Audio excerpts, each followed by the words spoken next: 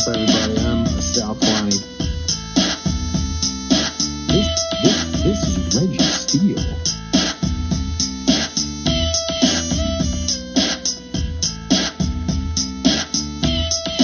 And welcome to Spitballin. Spitballin.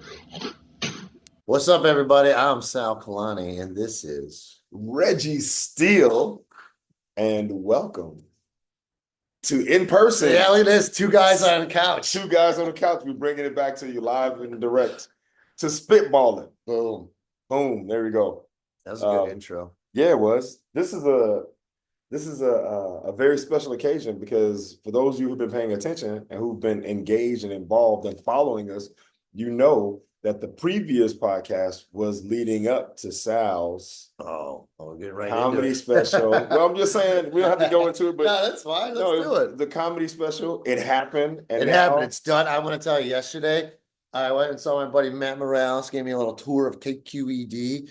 And afterwards, I was going to get lunch, and I'm just walking down the street with a coffee, going to get food. Like, no worries anymore. I'm going to headline. My buddy's headlining all weekend with my friend. That's done. It was a good weight off my shoulder. Nice.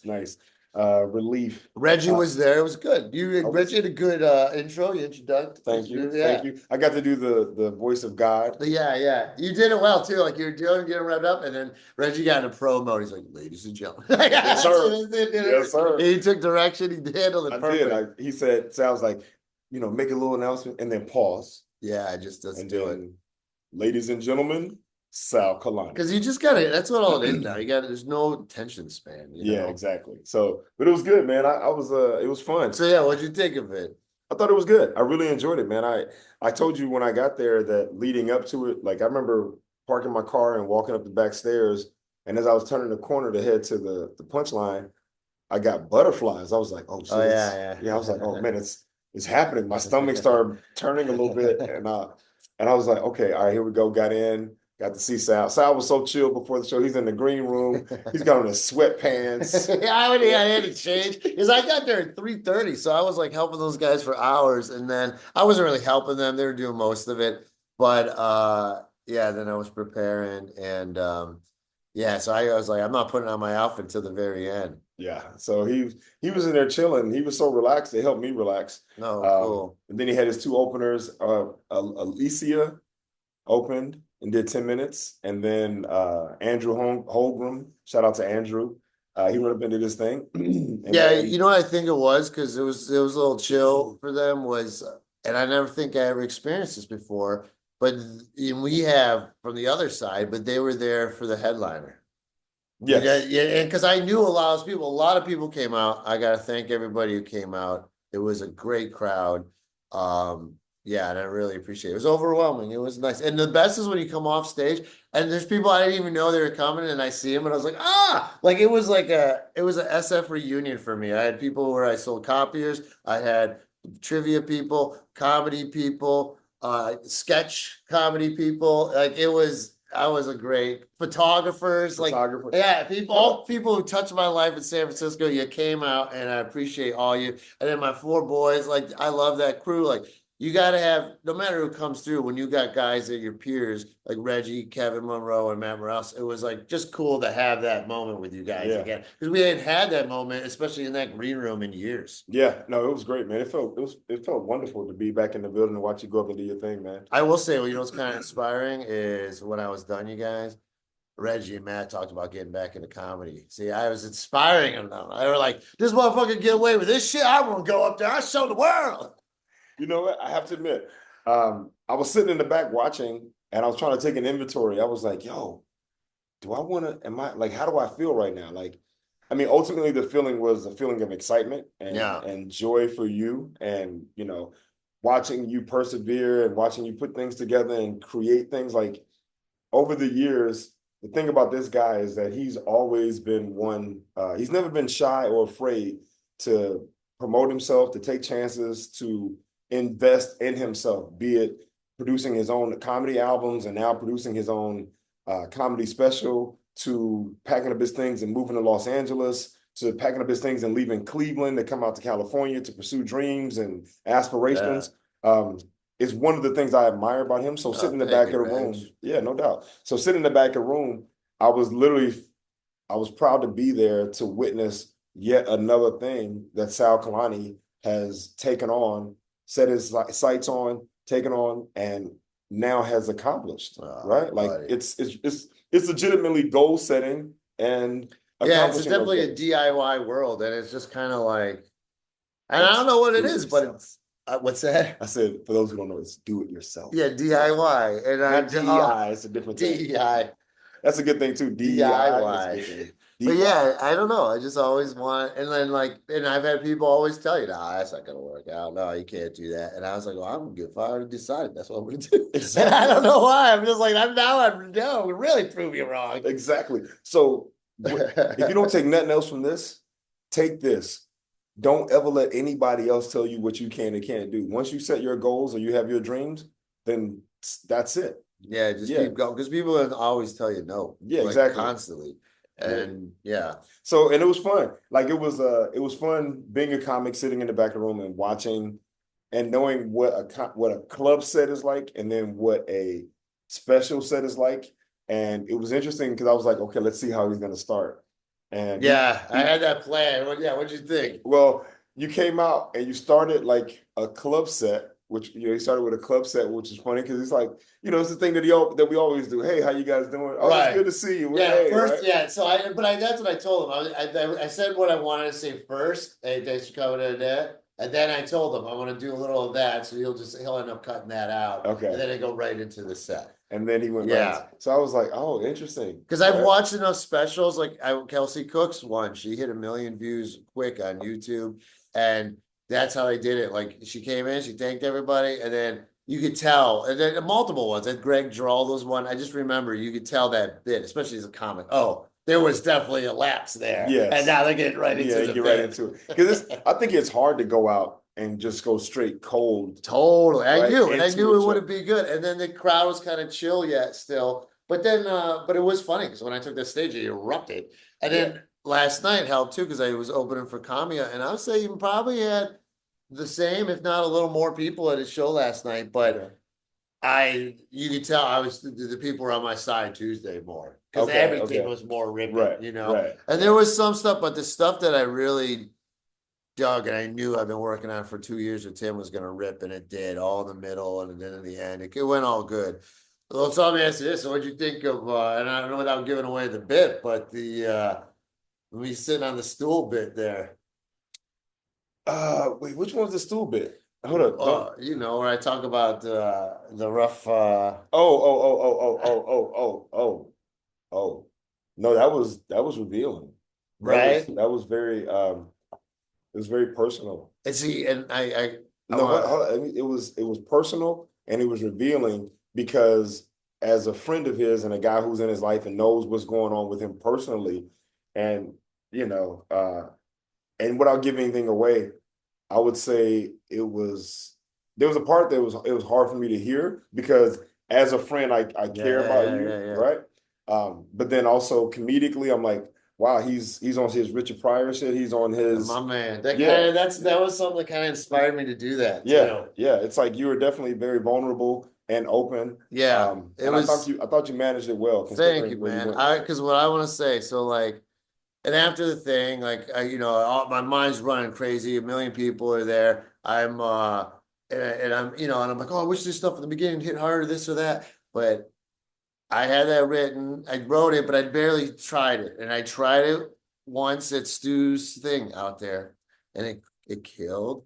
And then I did it here, and I knew. And there's a moment. The Richard Pryor thing is like silence. You gotta be comfortable with that silence. And I knew, like, say what you're gonna say, then stop, pull that stool up. And that one guy, Marlon, was kind of annoying with all his chit chat, but that was one moment where he's like, "Oh yeah, take your time." Like, and then I was like, okay, that kind of helped me just keep it a little longer. And then I sat down, and I knew that was the plan, to sit. And that was a good move. Even Morales was telling me that was a great way to do it, the delivery. But then when I said it and they came on, like, it was the strongest I ever did. And I was like, Oh, that's great. That's That's what I great. wanted. Right. And I don't want to even do that joke anymore. I might though this week a little just because punchline's intimate, but that's it. I don't want to do it anymore. Right. So that's why I'm also glad I just knocked it out and recorded it and got it done because I just wanted to do that and get it over with and then just start writing new stuff. But yeah, it was that was one of my favorite parts of how they all because I had no idea how those people react. And a lot of those people know me. Like I hit the Yeah. bonus, son. Hit the bonus. So yeah, there was a lot of people and the way they came through. And I just loved it. I loved the way I turned. Yeah, no, it was. Yeah, it was good. And I knew I needed to do something like that to make this special a little special. Right. Yeah. And they I mean, know. that's what it's about, right? Like it's being able to access that level of vulnerability and not being afraid and owning the moment.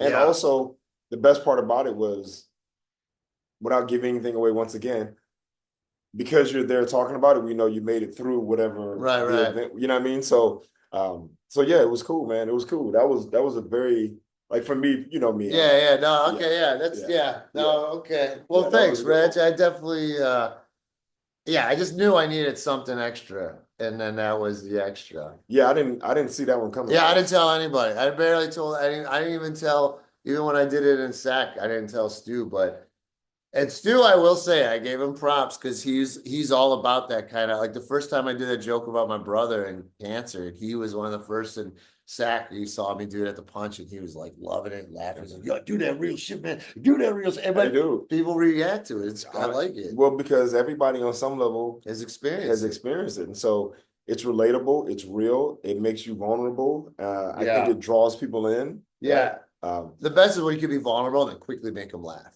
Yeah. That's the art, you know what I mean? Yeah, that's the art, but it's also the reason why they laugh as well is because they know you're okay. Like being able to make a joke about something that's really serious on a certain level, and then still be able to laugh about it, that lets us know, okay, he's not still, you know, in that moment or in that pain. Right.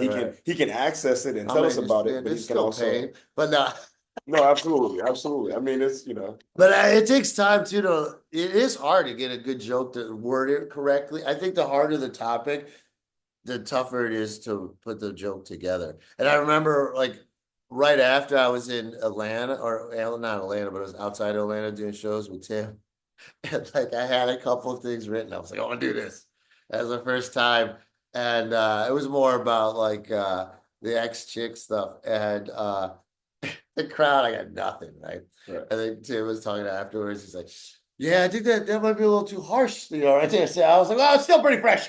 It's still pretty fresh. You're probably right. You're probably right there. He's like, yeah, you just probably can't. I was like, okay, yeah, I know. Yeah, you can't break up today and talk about it tonight, right? Like it just, especially if it's a real relationship. Shit was raw meat, but it's hard. It was just funny because you know he see me so much, but sometimes like I guess he was come and listen for a second and see what the new thing was doing in that. Yeah, that was pretty funny. Yeah, no, it was good, man. It was good. I mean, you know, I love that vulnerability stuff. I love that real stuff. Oh, that was another thing. I'll just say this real quick. That weekend too, they're talking, and I said I'm thinking about writing a joke about thinking about this, and they both were like, they didn't say anything. They just got like, oh, this dude's going through, but then I did it, and it worked, and that's what I'm so happy about. Like, you know, you know, I was like, hey, I don't even need these guys to be like, yeah, I'm like, that's what I'm gonna do. I mean, and that's what you all know right now. Yeah, straight up. But that's what it is, right? Right. Like that's part of this fearlessness that I think that you have. That thing that makes you do things that, like you just said, people tell you no, but it's not going to stop you from doing it. Right. I mean, when I was going to move out here, a friend of mine was like, oh, I think you'll be back in like 3 weeks. Oh, wow. Ah, that's cool. Yeah, that's enough incentive to be like, whatever. I'll stay forever now. Yeah. I want to prove you wrong more than anything. Exactly. Right? That's the last thing you don't get that. You do not get the luxury of being able to tell me that I'll be back in 3 weeks, and then I show up on some like, like, damn that. I'll stay out in this bitch homeless if I got to. Totally, dude. I don't give a fuck. That's like okay. Oh, and I was gonna say that too, because I mean, well, let's just say this guy messaged me about it already. You know, it's like, you know, a guy who might know people, whatever. Yeah. But it was, you know, it's more of like a Bay Area thing, so not so much maybe. But anyway, he said, well, this one company, I think they'd be interested, but you know, if you edit out some maybe and keep it a little cleaner, all right. I'm like, edit the fuck out. I was like, fuck that. I don't give a fuck. I ain't doing that. No, dude. And I was telling Wheels, I was like, look, man. God, look, well, first you get look, if it's a last resort, maybe. But we don't give a fuck. You're not gonna just censor your shit. I'm, you know, Well, okay, how about but I'm this? not gonna give money. I don't have money now. I don't give a shit. No, I'm I know, gonna but do it my way. just hear me out. There's 2 albums released on the same day. Oh, There's the Walmart version and the real one. There you go. There's the explicit As version. I say, fuck the Walmart version. I'm just saying. If it gets you access on another level, maybe, yeah. right? But I don't think. And it could just be a couple jokes. It really, Yeah. Oh well, yeah. yeah. It could just be just a couple things. I just say it's a little early to talk that. That's all I'm saying. Yeah, it's like, yo, let me get it together first, and then we'll see. I will say too, while we're still sucking each other's dicks, you remember that in Pulp Fiction? All right, let's stop sucking each other's dicks. We're not out of this yet. Oh yeah, what is it? Harvey Keitel? Yeah, Winston Wolfe. Yes. Okay. Oh, that's one of them. We repeat that all the time. But you, my friend, so you did inspire me. You like encouraged me because when I was thinking about it, and this was quick. This is like a month and a half. It was knocked out, turnaround fast, which I'm kind of glad because then it'd be more thinking about it. Right. But I talked to you. I remember I also texted Tim about it, like the next day or that night or something, because Tim goes, "What?" He's like, "Text me tomorrow." And I text him the next day. I was kind of confused because you talking about for me doing this, and I was like, "No." He's like, "Well, what do you want? Like advice?" I was like, "Yeah." He's like, "Yeah." I was like, "Just tell me not to be a pussy and do it already." And he goes, "Yeah, do it." I was like, "Thanks, man." Yeah. He's like, "No, you're ready." And I was like, "That's really encouraging." And then, but you were like, "Oh, it's all gonna work out. It's gonna be fine." And yeah, so that was good because. Yeah, I don't have anyone else to tell me that. Like, who you get, you know what I mean? And you're also like in the game a little, like you're been, you know it. You know what I mean? You know what the importance of it. You know what it entails. Yeah. Like a lot of people don't. Right.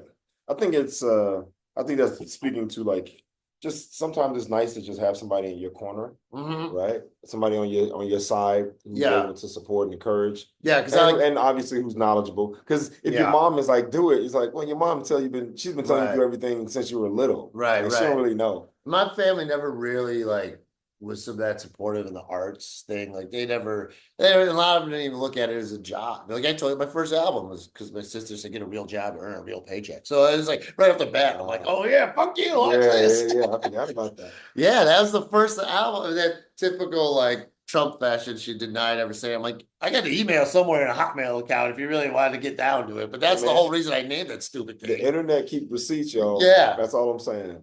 So, all right, Reggie. So I got a surprise. Should we do this a little live Bourdain? Okay. In the Bay, San Francisco. Let me grab my napkin. Live Bourdain. Yeah, dude. So it can't have cheese because we're both lactose intolerant. So no, yeah, there's nothing but cheese balls. Okay. Hold up, time out real quick. Yeah, you can edit this out, but. Should I turn the fan off? You think it's catching the sound? It's probably fine. Okay, background there. It don't matter now. We were at a half hour. Yeah. All right. Okay, so now here's the thing. I don't really want to give away the secret, but I'll let you Bay Areas know. Damn, Reg. So okay, so there's this coffee shop on they don't have their name on here. On Treasure Island. And Wheeler lives on Treasure Island, so stay there all the time. It's great to get into the city to the punch. And this place has been there forever. It's one of the first ones there, first restaurants there. Now that place, you have to go there now. It's all get built up. It takes forever to get on and off because there's always construction trucks bringing cement, or they're building that whole thing up now. It's crazy. They're going to make Wheeler move in a couple years to a different place on the island. But anyway, so there's this one coffee shop, and this, my friend, I feel they may have like the best scones I've ever had. Oh, wow. Okay, let's do it. Now, here's the thing with a scone, you guys. A scone, I think, is something you cannot have cheap. You know what I mean? Oh yeah, this is gonna be hard. We gotta show the camera. Look at this. Look at that, dude. Wow, looks good. Looks tasty. Now, see, now a scone is something that can't be done cheaply because you can get them in the stores or whatever and they suck. That's like eat a goddamn dry brick. Right. They have to be fresh, is what you're saying. Good ingredients and how they make it. It has to be like crunchy on the outside and soft on the inside. If it's Okay. done like that, it's great. A lot of people rip on scones. I think comics do, like call them paperweights, but if you have it done right, it's the fucking best. So Okay. look at that. Look at those little those No, it looks. sprinkles I of see the sugar. little sugar on top. Yeah, look at that, people. Oh, look, you see it. Oh, that looks Wow, good, that's dude. good. Look at that. So I wait, can just cover this up and be spitballing Sal and scone. Wait, hold up. Did you wait? Did you buy two? I did, and Okay. in typical fashion, Reggie was late, so I ate mine in the car. So now we're gonna have to share this one. Shut Did you really? Yeah, dude, I'm starving. Oh my God. And late, y'all, to his own home in Oakland. Should I go get a knife and cut this up? Break with your hands. Or here, I want to Here, regulate. here, I don't put my fingers up my ass. Okay, hey, let's do it Ebony and Ivory style. There you Look at this, guys. Bringing There you go. the racial world together. Awesome. Now look at that. It's already dripping off. It's dripping off. Look at that. Oh, that's Oh. how they do it, huh? On those food when they show you the inside of it, like, oh, Yeah, look at that. Look at the guts. Look at that. Look at the blueberry guts. Look at that, Oh, look at that. look at that. Yours is a little oozy. That's good. Little Uzi. All right. All right. Let's see. Mm, So what's the berry? Is it blueberry? blueberry.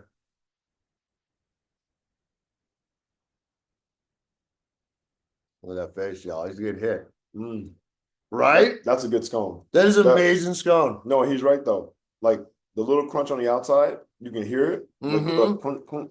And then the softness and freshness of the berries are really fresh. Mm-hmm. And it's not too sweet. It's sweet, But not too but sweet. not too sweet. Yeah. It's So- that butter. You know what's good about it? When you're chewing it, 7, 8, 10 chews in, you can still feel the crunch. Wow. This is really, what's the name of this place? I'm gonna have to put the name up. Aracely or something.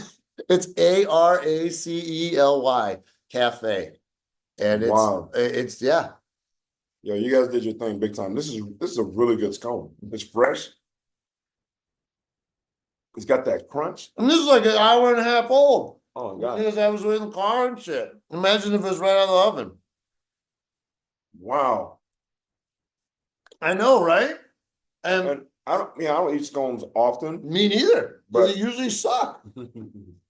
Yeah, they're a little dense sometimes. This one, Yeah. is right. Perfect crunch on the outside, soft on the inside, not too sweet, but just sweet enough to kind of give you that little bit, that little hint. Yeah. And then the softness and moist on the inside. Wow, it's Unbelievable. really good. This is the best scone. Fresh. Best scone I've ever had. Yeah, it's I really don't good. have them that much, so but it's yeah. And a little secret spot on the island there, man. Treasure Island. Treasure Island of all places. Coming up though. It is pretty over there though. Yeah, so I guess Dare I say that this is one of the hidden treasures on Treasure Island? there you go, Reggie. There you go.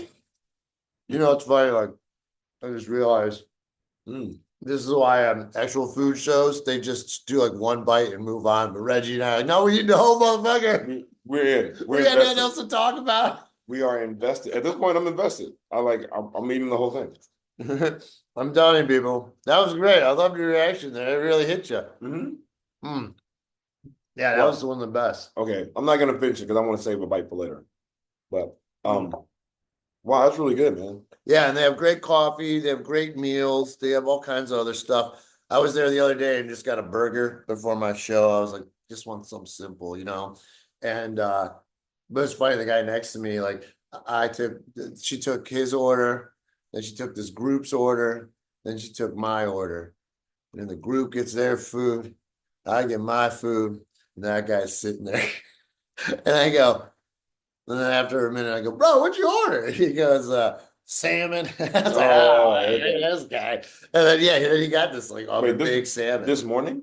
No, Oh, yesterday yesterday. or Tuesday. Okay. Yeah, Salmon for so breakfast? no, it was lunch. It was lunch. I had the burger. Mm. Yeah, no, I just went there for that. And but yeah, anytime I go over there, I'll get a scone for breakfast. And then I'll do this when I leave. I get one on the road, hit it, and just take off. Yeah, this is really good. Yeah. I mean, I can see why you ate yours. Oh yeah, I had no Yeah, food I yet. was he ate his in the car, and then I shared mine with him. Yeah, no, you can have bites of mine if you want there. You can share. Yeah, I'm gonna be taking another. Go ahead, it's pretty Taking good, another dog. piece of it. Yeah, I don't 'Cause mind. it's really good. That crunch, man. It's really good. It's just unbelievable how they could do it. Because too many times, oh, they're so dry. I've had so many dry scones. In like Starbucks, fuck you. You make terrible scones. This shit is horrible. The food section at Starbucks is horrendous. Is it really? Oh, just because it's all so packaged and like Mm. anytime I'm on the road and like you're in airports or flying, like you need something to eat, I always go by. Oh, Hope's Airport has something else. But they happen to be the ones that are usually open the most. And so Right. if you're flying at weird times, Right. but no, man, it should be better for what it is. For as famous as Starbucks is, as good as their coffee supposedly is, blah blah blah. As many people are addicted to it, none of these people are demanding better food, and it's Well, they're horrendous. there for the frappuccino, mocha, Yeah. latte, whatever. It ain't the scones. It ain't the scone. This was delicious. So thank you for that. Yeah, That was great. anytime, but yeah, it was I still got amazing. something left, so I'm saying. They do different flavors. This is another thing I like about it. They do different flavors. So you never even know what they're gonna have. Like sometimes it's cranberry, sometimes strawberry, Oh. sometimes blueberry. So they only make one type of scone. a Yes, day. for the day. Sometimes I think there might be two, but I think almost always there's just one. And that shows you got to put in good work to make this stuff. Yeah. You can't just, Fresh ingredients. You gotta be invested. Yeah. You gotta put in the time. Yeah.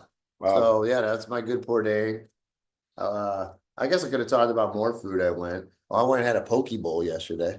Oh, poke bowls are good. Yeah, poke bowl was good. But You you know make what, your though? own poke. They're good, but they don't.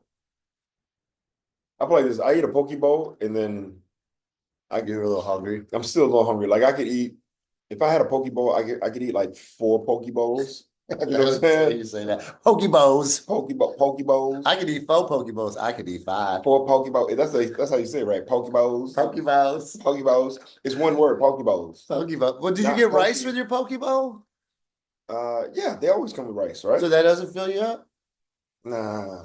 I mean, it's true because you're getting really small amounts of tuna, and then the veggies you give you are like edamame and corn. Like those are tiny veggies. Though my tummy was hurting yesterday. I think it was because I had seaweed in mine.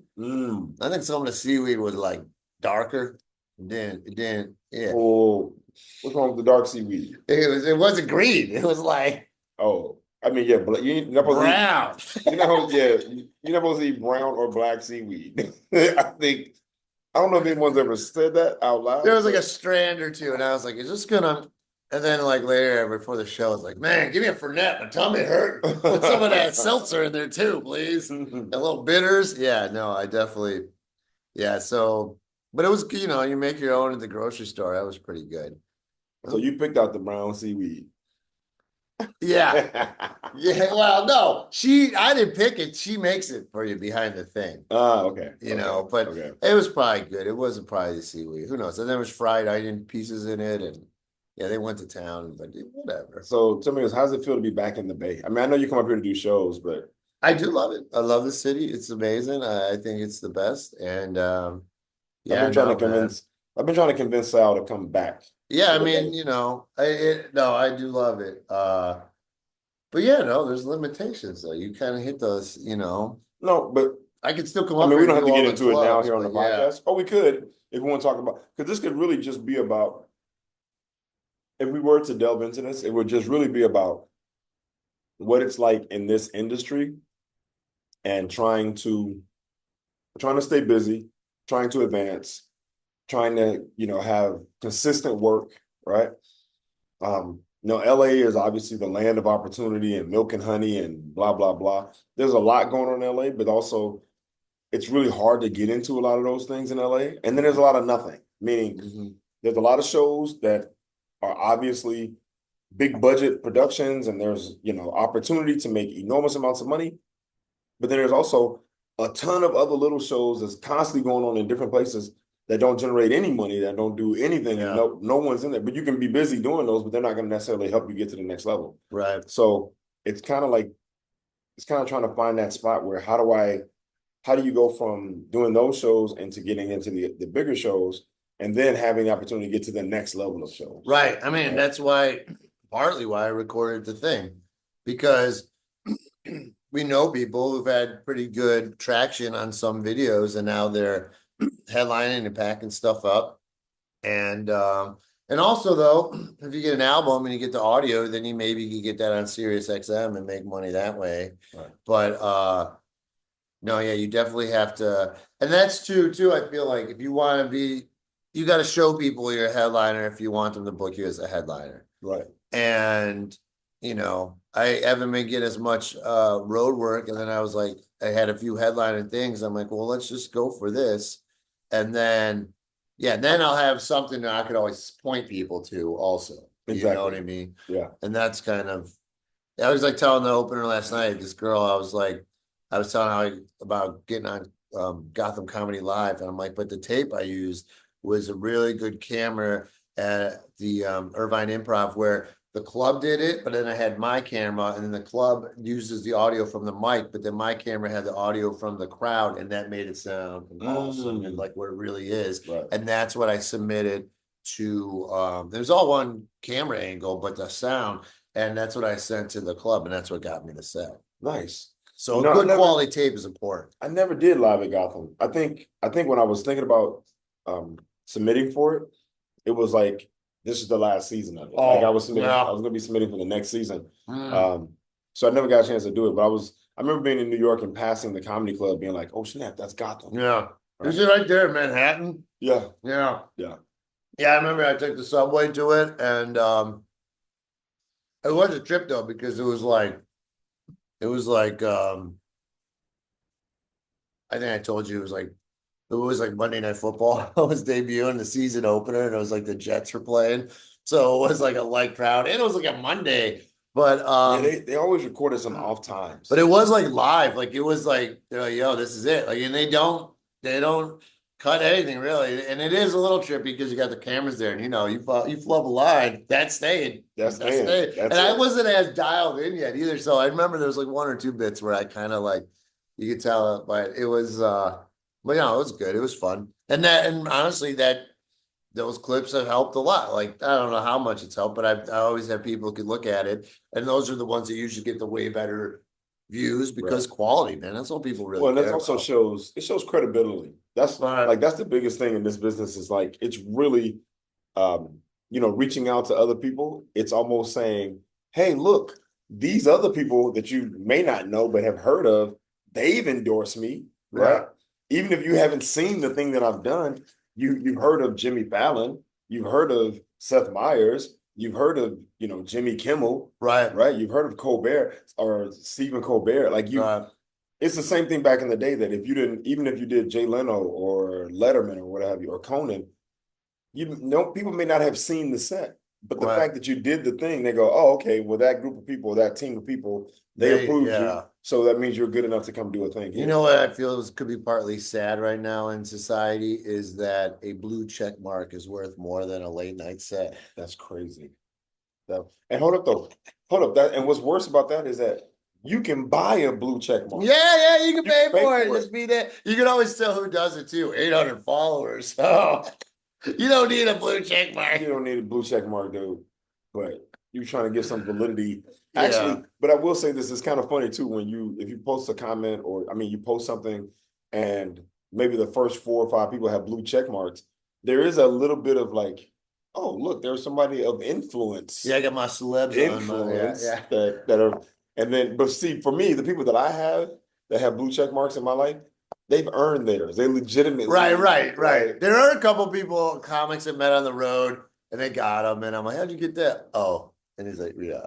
I got it. It's like $15, $20 a month. I was gonna say it's like I got it for $14.99. Yeah, dude. I put it on my Southwest card so I can get miles. That's Elon Musk's America, where like you don't have to have, you don't have to be the talented person to earn it. You can just buy it. Yeah, exactly. Well, what's funny? Elon Musk, you mentioned him. I just saw a video recently where he was like, I don't understand. The liberals, they're supposed to be the people that are nice and caring, but now they're the ones that are doing a thing. Yeah. Because of you dick. You dumbass. You act like it's funny to me, he acts like he doesn't know that he's directly like this is a direct result of your actions and what you're doing. But it's funny because they never take accountability for what they've done and what creates the scenario, right? Mhm. It's like they want to start the fire, and then we put out the fire, and they want to be like, "Hey, what happened with this fire? Why'd you guys like? No, dude, you started the fire. Oh, hold We're on. trying to put it out." I'm getting a text from the Secretary of Defense right now. Oh shit, my phone just buzzed too. Hold up, that's Look crazy. at his fire emojis and I bombs. got it too, right? Wait, what? Another person is being censored and kicked out of the country because they have an opinion or an idea that's different than the president's? Whoa, this crazy, wacky world we're living in today. Hey, you know what they're doing now? Well, hold up, the party of free speech Uh-huh. is censoring people's free speech. Like crazy. Yeah. What's Governor Abbott's condition? He has some kind of condition Governor Abbott of Texas. What has he got? Oh, I don't know.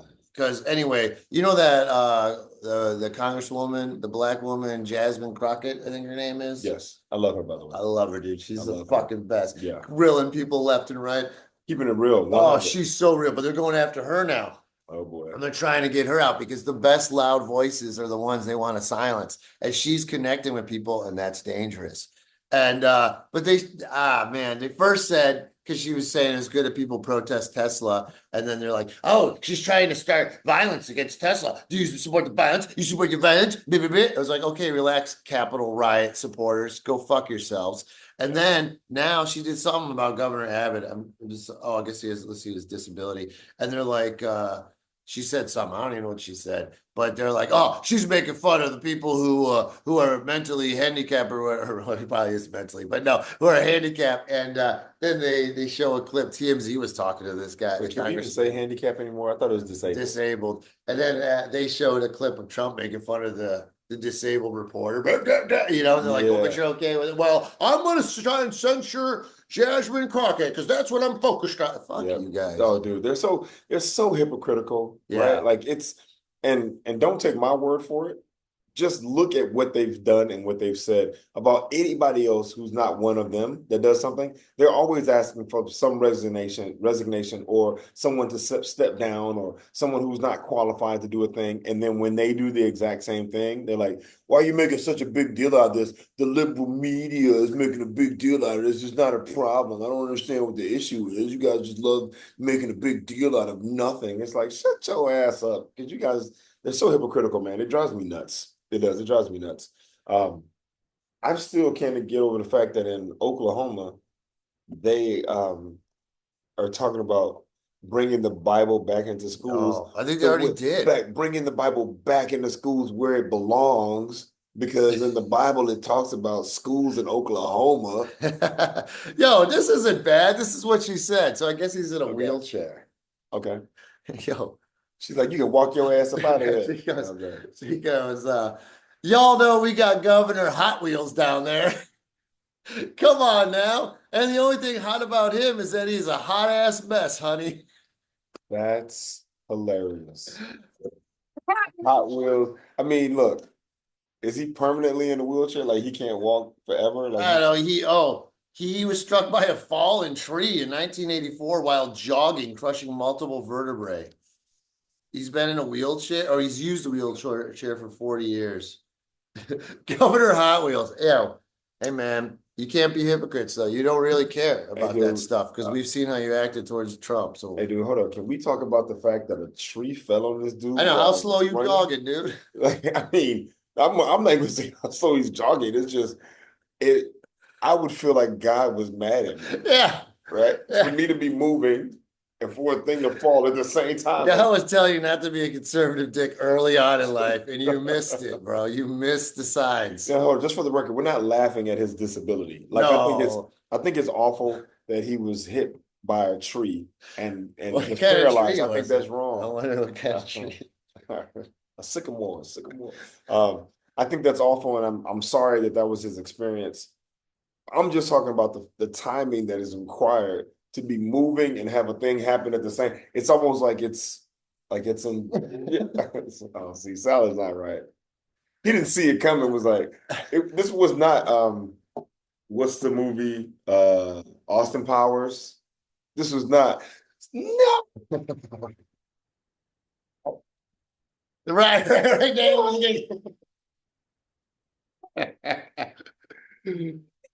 That's not what this is. By the way, shout out to Austin Powers, one of my favorite movies of all time. Love that movie. Love this part right here. I got it. I'm just gonna. Right. I love silly movies. But shout out to Jasmine Crockett. We love you. Keep doing your thing. Yeah, shout out to Jasmine. Keep telling the Rip them truth. all. Yeah, rip them all. Yeah, let them all know. I'm like, yo, say what's on your mind. Yeah. Because they love the hypocrisy is real, and she ain't pulling no punches. I heard the thing that she said the other day. They were replaying, I guess, because they were talking about Jasmine Crockett. But they replayed the moment with her and Marjorie Taylor Greene. Oh, Marjorie Taylor Greene said, "I think your eyelashes are getting in the way of whatever you can see." Yeah.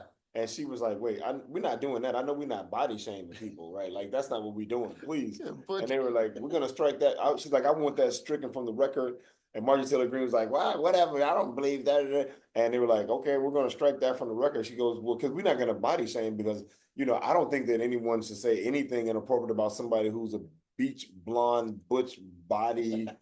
I was like, oh. And then somebody said it to. She said, bleach blonde, butch body built. I was like, bravo. She had the way to drop it so fast. That's like comedic skills. Oh, dude. And then then someone used the same insult when they saw Marjorie Taylor Greene at a fucking airport the next day. I'm like, oh, that's so beautiful. Bleach blonde, butch body built bitch. Like straight up. No, fuck these people. They're evil. She was fucking calling, they're just ridiculous. She's calling PBS and NPR communists this week. They're trying to take all the funding from them. They're saying they're grooming children. Like, they're disgusting liars. And I'm sick of it, man. All right. So here's a real moment.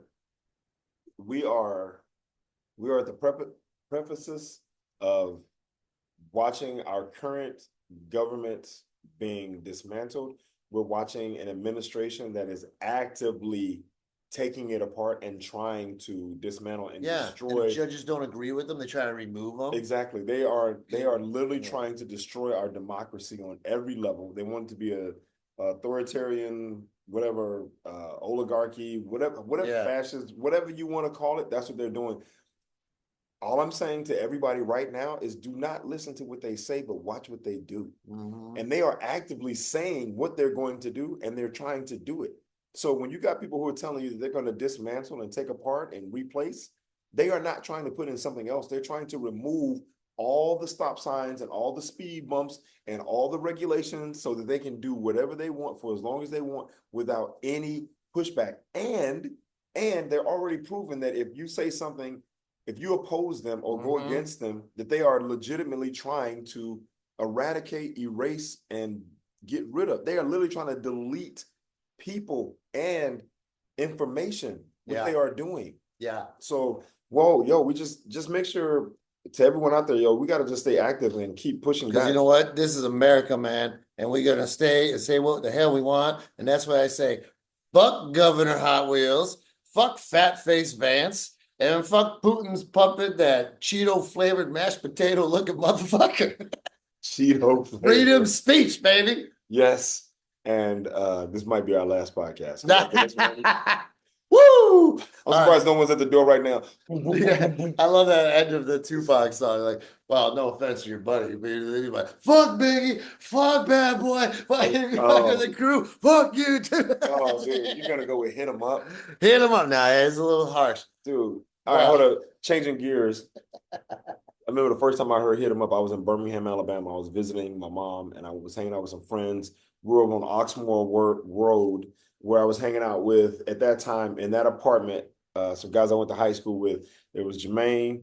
There was Alvin Logan, rest in peace, Chop. It was Kimo Robinson.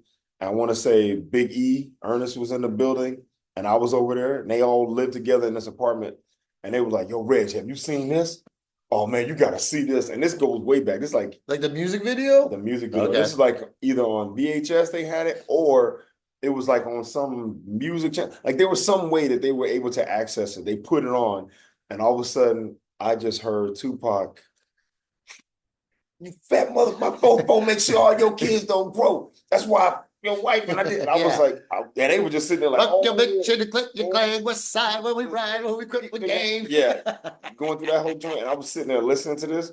These dudes Now Well, look, they are Biggie. I mean, they're Tupac fans, right? Mhm. They love Pac, so they were sitting there like, "Ooh, Pac killing them. Ooh, Pac. Oh, Pac is out of control." You heard what he said? His fofo makes up.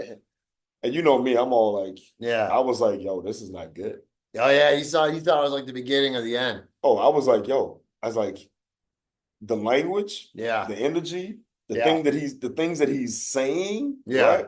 I go, this is all bad, dude. Because Yeah. you can't you can't say things like that and just think it's just gonna go away. Because it's like it wasn't like, yo, you can't rap, I got way Right. better No, flow, your it's music is whack. It was none of that. It was like you got sickle cell. I hope you die. yes. I'm gonna kill your kids. I banged your wife. It was like I was like, this dude is on some next level. I Like, was like, when I first heard it, it shook me a little. I was like, whoa, what the? oh, dude, I heard Ooh. that shit. I was like, It definitely wasn't my favorite Pac song at first. But then no. I think the older I got, I'm more like, well, I understand the anger though. But I Okay. mean, you don't have to express it as, violently, but I did understand the anger. I played this. There's a couple words that I picked up since watching that I didn't have then. I'm saying that shit was toxic. That shit was toxic.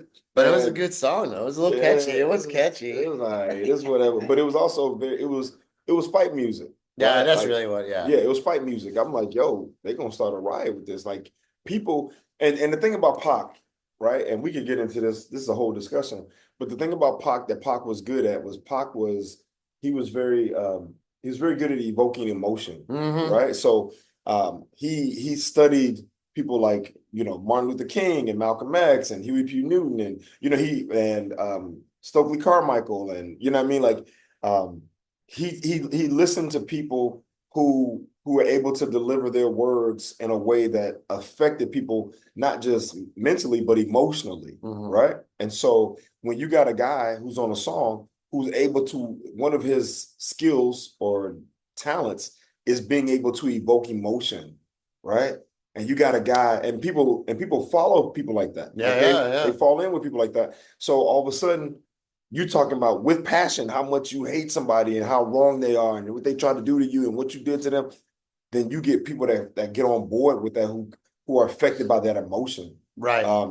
And that's when I heard it, I was like, yo, emotionally, this dude is starting a riot inside of people. I mean, you were able to see pretty far advanced then. I mean, like, that's a mature way of looking at it. You know what I'm Well, saying? I was raised by old people. Oh, yeah, Yeah, I yeah. was raised by old people. And so old people regularly would talk about like you got to listen to what people are saying because they had already lived through the assassination of Martin Luther King. Right, civil rights. Civil Yeah. rights. They lived through JFK being killed, Yeah. Malcolm X being killed, right? Yeah, right there. Medgar Evers being killed. They had lived through the sit-ins and the segregation. They lived through the Klan rallies and Yeah. people being lynched and hung, and they knew how words can incite violence. Right. And so growing up around people like that, that was my take. So when I heard stuff, like it hadn't been a gift. It's been a gift and a curse because for me as a young person, having that insight or being able to see past what's in front of me,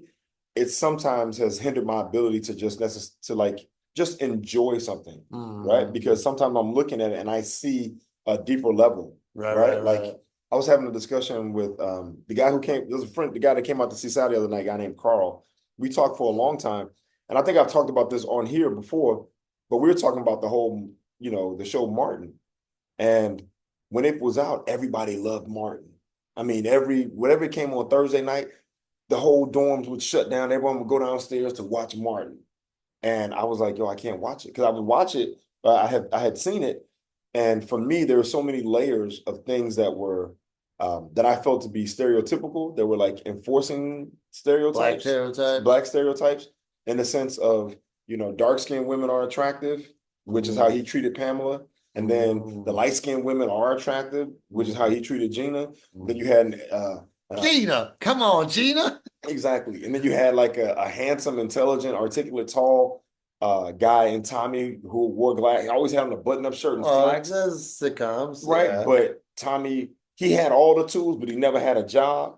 Right. And Cole was With a the grown. hat. No, Yeah. Cole with the hat. But no, Cole lived at home with his mama, bro. as a black dude who got a job, he lived at home with his mama, and he had a girlfriend who was so fat we never saw her. She never was able to leave the Oh, that was like apartment. the joke. That was a joke. I was like, so on some level, it's funny because it's these stereotypes and people are laughing at it. But for me, Right. I was like, yo, this shit is reinforcing these ideas about people, about black people. And I say that, and I'm saying this now, they reinforce the ideas, I think, to people who don't necessarily have access to people, to black people, to combat those ideas. Right. So as a black person, you may say, well, Reg, come on, man. We all know, we've known people like that. And I go, yeah, that's true. But we also know people who aren't like that. Right. So to combat it. But for the people who don't know, then it's like it just reinforces. But point being is that I wasn't able to fully enjoy that shit because I was like, yo, and it was on a deeper level for me.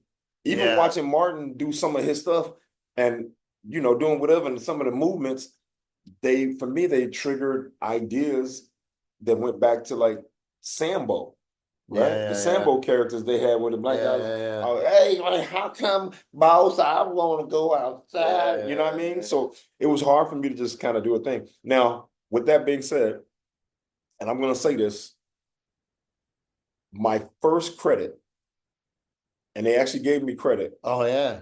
Was on the First Amendment, Martin Lawrence Presents the First Amendment stand-up. That's right. I filmed that at the San Jose Improv. I was asked to be on deck because they had all these comics coming in from different places doing a thing. And they were like, if someone's late, can you have a comic on standby that can just fill in if we need to keep the show going? So based on the management at that time, shout out to Andy Kulikowski and Jim Smith. They were like, yeah, we got the perfect guy. He's funny. He's clean. He's a good dude. He'll be here. So I was at the Improv that whole weekend when they shot that. Wow. They shot the episode. I didn't realize you had to go back a couple days. Yeah, I went back. And then at the end of the weekend, after everyone had made their time slots, the guy who was running it and producing, a guy named Michael Bohas, he comes up to me and goes, hey, man, thanks a lot for being on deck for us this weekend. We really appreciate it. He goes, now look, I can give you a spot. Like I can give you a spot to do if you want to do a set. And he told me straight up, because I can give you a spot if you want to do a set, but I can't pay you because it's not in the budget. Now, as an adult, I go, you absolutely could have paid me, motherfucker.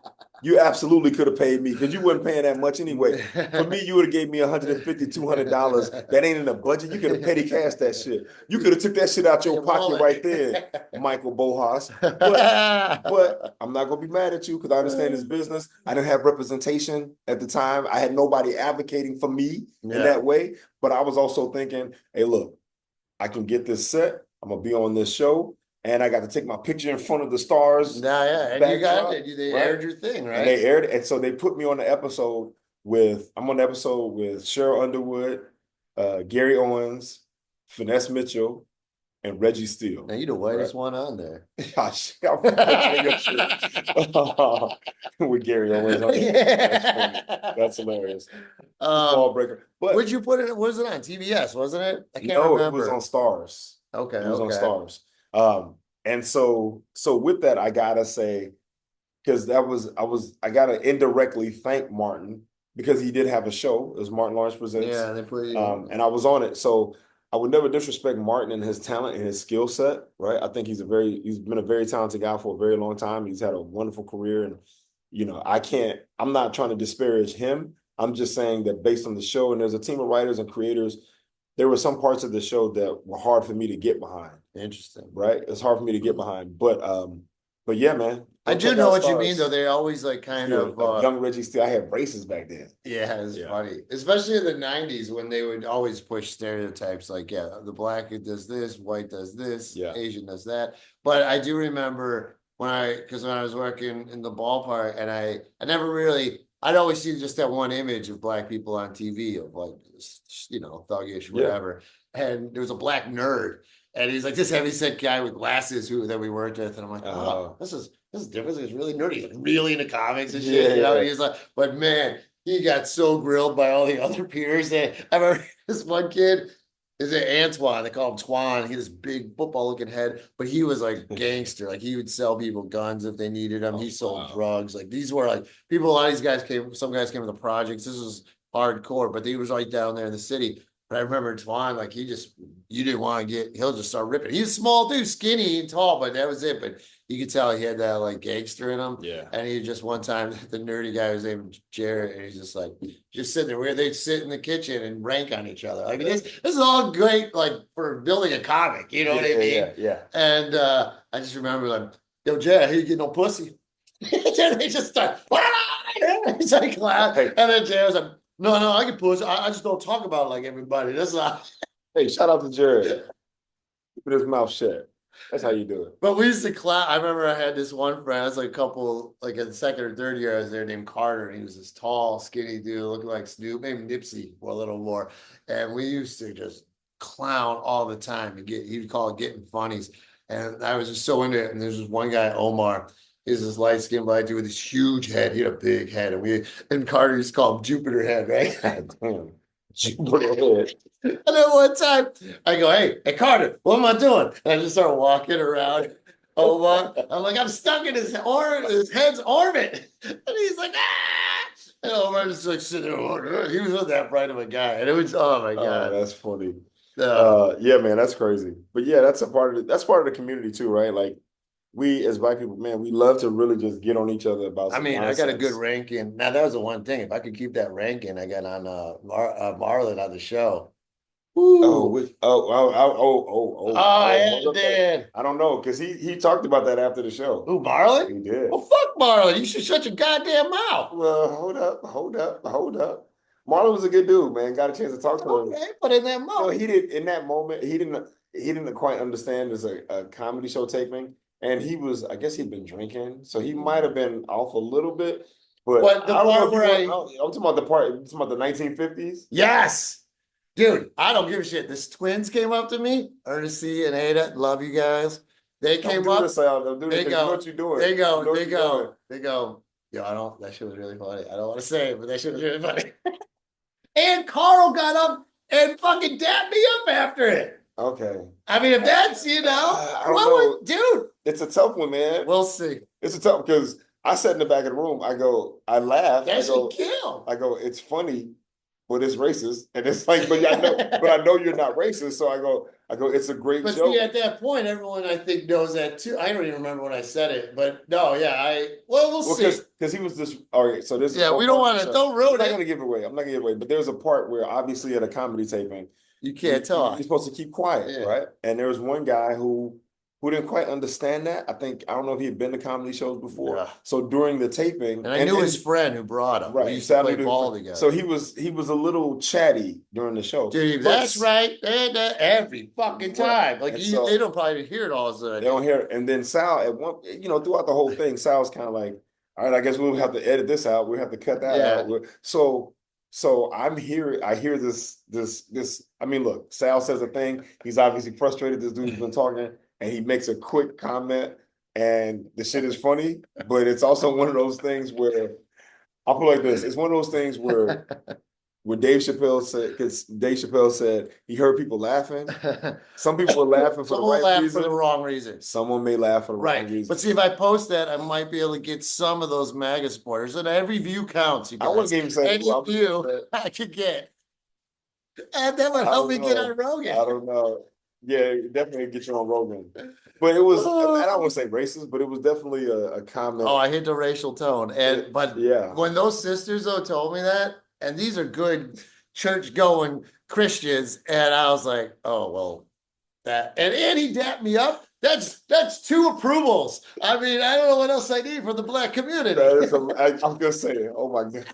That's like the one white guy who's like, I can say nigga, right? No, I can't say that. No, you can't say it. Well, my friend Rodney let me say it. So Rodney is the spokesman for all the Black people. No, you can't say it. Well, all I know, people, all I know is they laugh.